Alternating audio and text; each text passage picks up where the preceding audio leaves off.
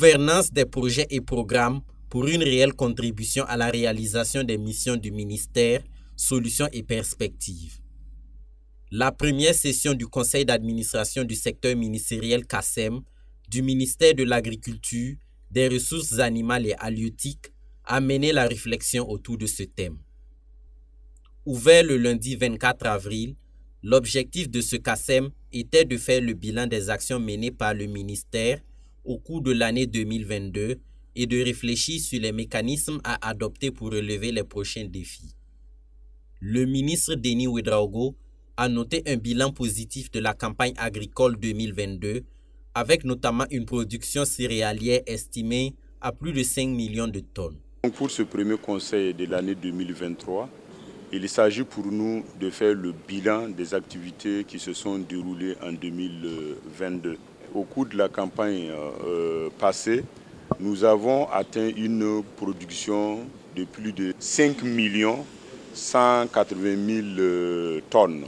C'est beaucoup, mais nous ne pouvons pas satisfaire tous les besoins céréaliers de la population burkinabé. Et pour cause, un déficit alimentaire de 72 000 tonnes a été relevé. Cette situation est due au non-respect des bonnes pratiques par les producteurs, mais aussi à l'inaccessibilité de certaines zones et les déplacements massifs des populations à cause de l'insécurité.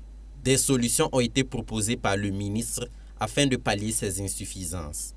Alors, ce déficit est occasionné principalement, j'allais dire, par nos systèmes de production. Globalement, la saison des pluies a été bonne, mais nous voyons que les bonnes pratiques agricoles ne sont pas bien adoptées.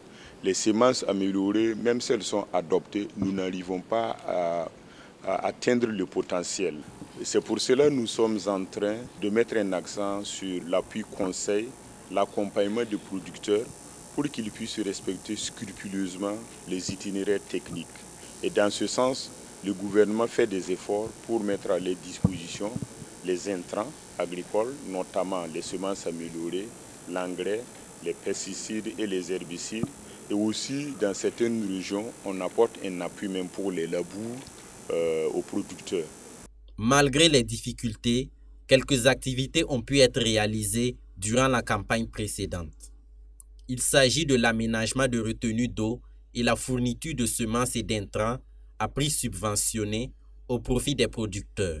Le taux d'exécution global des activités s'élève autour de 75% pour l'exécution physique et à 76% pour l'exécution financière.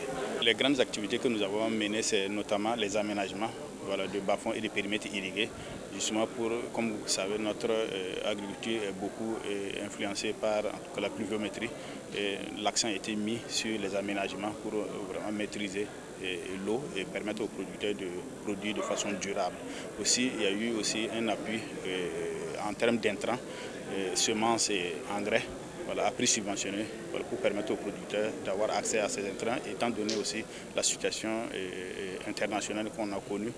Les prix de ces intrants-là ont beaucoup augmenté, le fait que l'appui de l'État était assez important pour permettre d'atténuer encore en tout cas, les effets de cette crise.